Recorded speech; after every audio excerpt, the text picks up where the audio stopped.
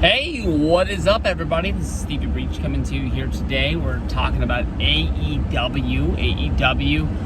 Fresh off the signings of CM Punk, who just made his debut on Friday on Rampage. Bryan Danielson, formerly Daniel Bryan in the WWE, who is supposed to be making his debut within the next month. Honestly, I think most people have said it's going to be later rather than sooner. Maybe it'll be at All Out. Maybe they'll use like the pay-per-view to bring him out. Some people thought that they would do Daniel Bryan. It's going to be hard to go back to Bryan Danielson. To tell you the truth, I didn't even know who Bryan Danielson was till after he'd already debuted in NXT. And so many people liked him that I went out and bought a comp of his like ROH Independent Japan matches.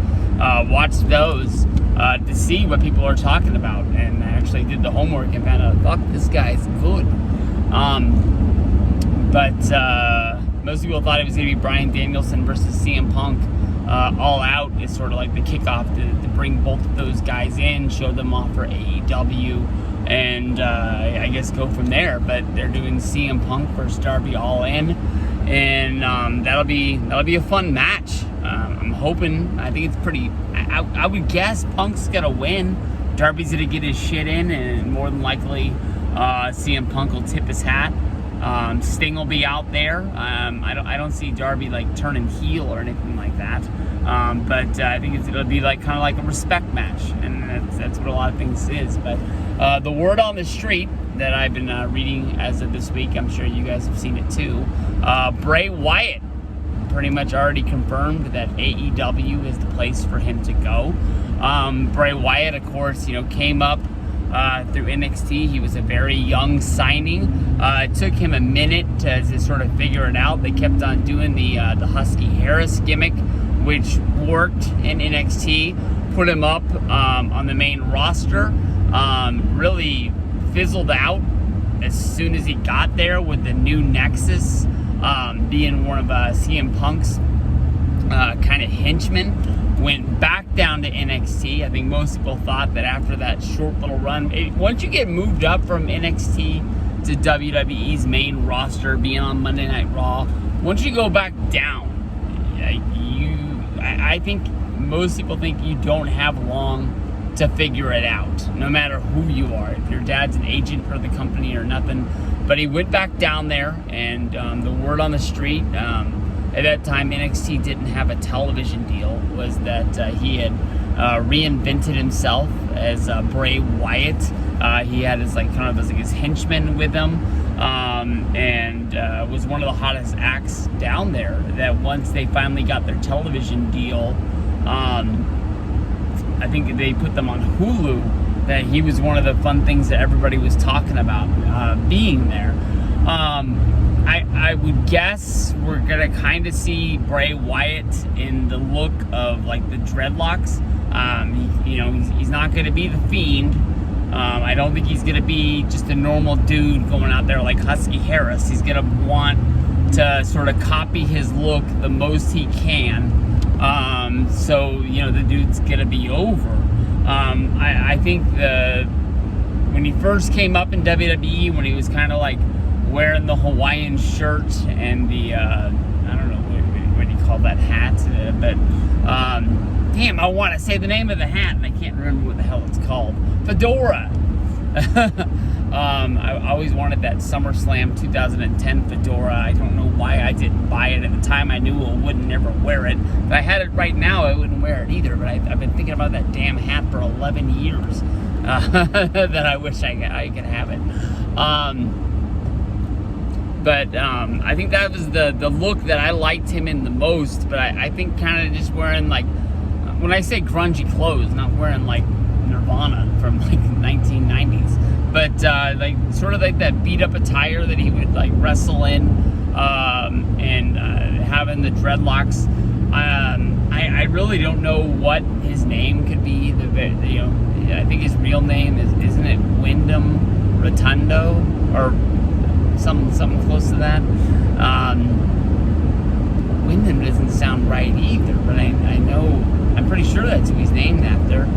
But I think that he's going to be a good fit in AEW rather than, I don't know where else you could really go. Anybody going to be going to ROH or if you're a top name? I don't really see that panning out for him. But my biggest question mark is how AEW is going to keep pumping people in, have as big a roster as they do. I think we're going to pretty quickly seeing like things that we like. Team Taz, the Dark Order, getting less television time, definitely less time on BTE. I understand you've got Rampage. It's only a 1 hour show. You're going to get probably 4, maybe 5 segments at the most if they want to keep that like a wrestling show. You're looking at 3 of those being matches. So you have room for like 2 kind of promos or, kind of like, I don't want to say skits, but, where they go out there and they do their shit. And then, of course, you get 2 hours of Dynamite. You can say what you want to say about, them having Dark and Elevation. Let's face the facts. I mean, if they're on television to the point that you like them now, or they're like kind of like a breakthrough guy, coming along, a guy like Brian Pillman Jr., where are you going to have time to put him on a show like Dynamite if you've got acts like Cody Rhodes, the Young Bucks, Kenny Omega, the guys that are already going to be over because they're the who they founded the company over, the acts that are over now, the Dark Order. Then you're bringing in guys like CM Punk, Bryan Danielson. If you're going to bring Bray Wyatt in there, where... I think that, these guys have, worked in places like PWG where it's been like an all-star cast, but they only wrestle 1 show every month. Other than that, people are going to be wanting to be the main event. They're going to want to be, moved up the card. They don't want to be just kind of like forgotten about backstage. That's what people complain about in WWE. It doesn't matter if AEW is winning the war. When it comes down to it, your window to be a professional wrestler is only so big. You got to get as hot as you can so that when your contract comes up, you can make the most money. So, when it's all said and done, you made your fair share. Nobody gets to the point where they can't wrestle anymore and they're like, damn, but I really contributed to a company overtaking and becoming the number 1 wrestling company in the world, during the the wrestling war of the 2020s, AEW versus WWE. The easy place to say is that Bray will be the leader of the Dark Order.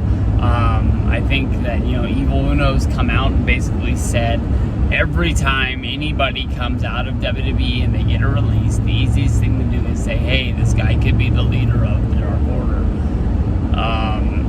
What would be funny is if they just brought him up in the Dark Order, they treated him like they treat 10, where basically he's just a piece of shit, but he rises from the ranks of being like, everybody's like, oh look, that's Bray Wyatt.